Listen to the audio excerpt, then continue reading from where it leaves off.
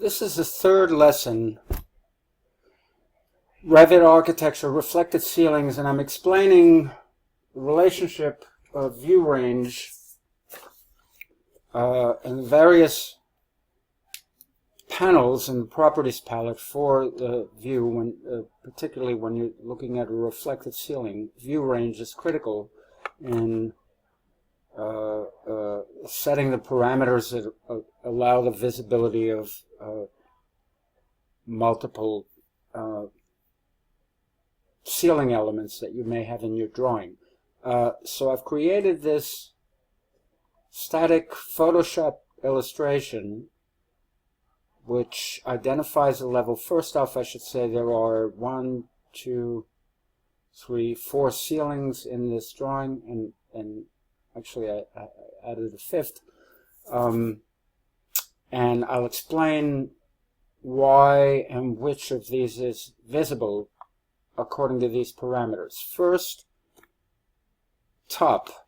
The top of the view range sets the upper boundary of the primary range. So it allows you to, or prompts you to select the level from which you're setting that parameter and the offset from that level. So top in this case is 25 feet from level 2, and it's illustrated. The top of it is the top of this yellow rectangle here. The cut plane in the bottom doesn't allow you to modify that, or is the level or the elevation below which building elements are or building components are displayed in projection view. Any building components that intersect that cut plane are going to be displayed in section, in cut. So Revit usually assigns a heavier line weight to that. This is somewhat counterintuitive in Revit. In a reflected ceiling plan, the view depth should be above or equal, well, it should be above the cut plane, for certain, and above the top of the view. If it's set below that, you'll get an error message saying view depth plane is set below the top clip plane. But there's nothing preventing you from setting a view depth, which here is set to 30 feet, which is above the top cutting plane. You could set this infinitely, and you'll see there's an option to actually select unlimited when you go into Revit. So let's get this illustration out of the way, and hopefully I'll quickly show you how that works. Pardon the way this flows, because I haven't scripted this discussion, but I think it'll be clear. So here I have a ceiling at about 4 feet above the ground. Notice I'm selecting, I have a split window view here. So on the right is my reflected ceiling plan for level 2. On the left is a section that's cut through it.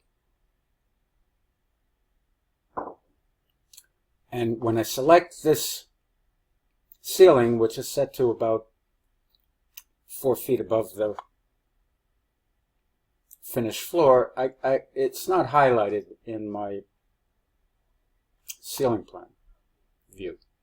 When I select the second ceiling, it is, because remember the top of view is above, it was set at 25 feet, and so I should be able to see the ceiling. Similarly, I can see that ceiling, which is set at 24 feet. I have a ceiling at 30 feet, which I can see as well.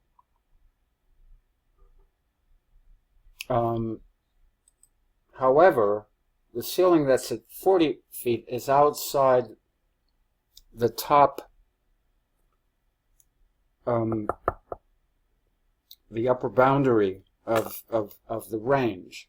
So let's illustrate that. Let's go to the ceiling plan and click on View Range. Click elsewhere so it doesn't. It's reporting.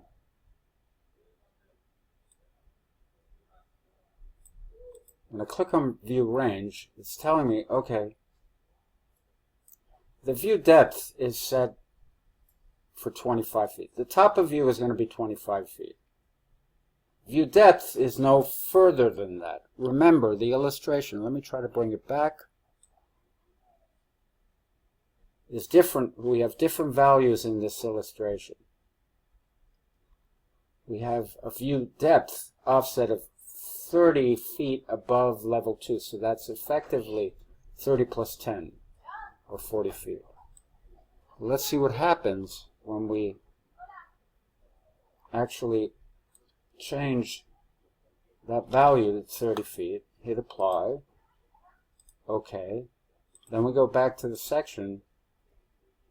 Oh, we need to set it slightly more than that. Sorry about that.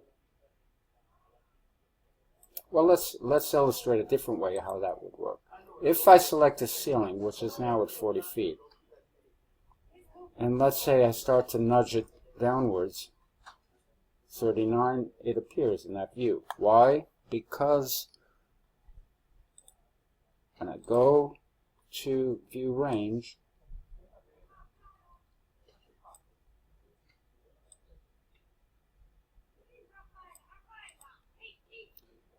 it is effectively 30 feet above level 2, so the height, the top is 40 feet, and it overrides the top boundary that's associated with top in View Range here. So the counterintuitiveness about all this is that you have multiple seemingly redundant ways of assigning cup plane and bottom of the same thing, view depth and top. The important thing to remember is view depth overrides. If I set view depth to unlimited, it'll see any ceiling in the entire building. This is critical when you're doing double height or triple height or quadruple height or n height spaces that have ceilings that are way above the floor on which those lights, you're bringing those lights to bear. So hopefully this kept this to about 8 minutes. Everything you need to know about ceiling visibility is essentially here. So take your time with this, and I'll try to put together a little handout for it. Thanks.